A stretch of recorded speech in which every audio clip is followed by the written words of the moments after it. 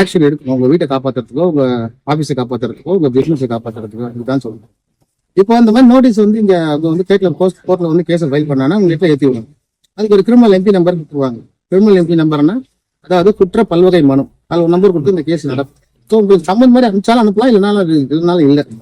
அந்த மாதிரி வந்து உங்களை ரெக்கட் பண்றதுக்காக வந்துடும். பட் உடனே எல்லாம் ஆர்டர் கொடுத்துட மாட்டாங்க.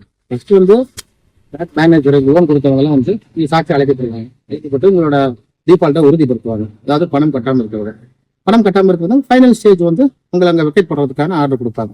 இது எப்படி 3 பேருக்கு ஒரு நோட்டீஸ் அனுப்ப வேண்டி வரும். அதாவது இந்த நீதிமன்றத்திலேயே பணி செய்யக்கூடிய ஒரு மூத்த வழக்கறிஞரை வந்து ஒரு அட்வொகேட் கமிஷனராக வைப்பாங்க. இந்த அட்வொகேட் கமிஷனரோட வேலை என்னன்னாக்கா, அந்த வீட்டை வந்து வெக்கேட் பண்ணும்போது ஒரு பார்வையாளராக இருந்து மேற்பார்வையிடுறது அவரோட வேலை. அவருக்கு உண்டான ஃபீஸ் ஒன்று ஃபிக்ஸ் பண்ணி பேங்க்காரன் கொடுக்குற மாதிரி ஒரு ஆர்டர் போட்டுருவாங்க.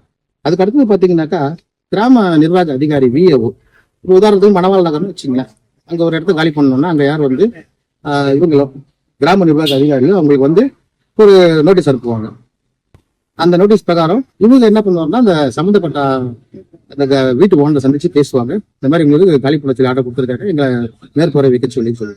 அதுக்கப்புறம் பார்த்தீங்கன்னா போலீஸ் ஸ்டேஷனோட எய்டு, அதாவது அந்த காவல்துறைக்கு மணவாள் நகர் போலீஸ் ஸ்டேஷனுக்கு ஒரு லெட்டர் கோர்ட்ல இருந்து போகும், இந்த பர்சனை காலி பண்ண சொல்லி. அப்படி இருந்தாலும் கூட இமீடியட்டா காலி பண்றது இல்லை. ஏன்னா வந்து முதல்ல சொல்லிடுவாங்க, சொல்லி இந்த மாதிரி காலி பண்ண சொல்லியிருக்காங்கன்னு சொல்லிட்டு. ஸோ இந்த பிரச்சனை வரும்போது நீங்க என்ன பண்ணணும்னா, ஒரு 60 நாள் டைம் இருக்கு. ஒரு ஆர்டர் போடுவாங்க. அந்த ஆர்டர் போட்டதுக்கு அப்புறமா அந்த ஆர்டர் எடுத்துட்டு நீங்க அப்பீலுக்கு போகணும். எங்க அப்பீலுக்கு போகணும்னு பாத்தீங்கன்னா, இந்த அப்பீலை பொறுத்த வரைக்கும் டிஆர்டின்னு இருக்கு. இப்ப திருவள்ளூர்ல இருக்கும். உங்கள் secured unsecured loan credit card default குறித்த சந்தேகங்களுக்கு வழக்கறிஞர் சரவணன் பதில்கள் யூடியூப் சேனலை சப்ஸ்கிரைப் செய்யவும்.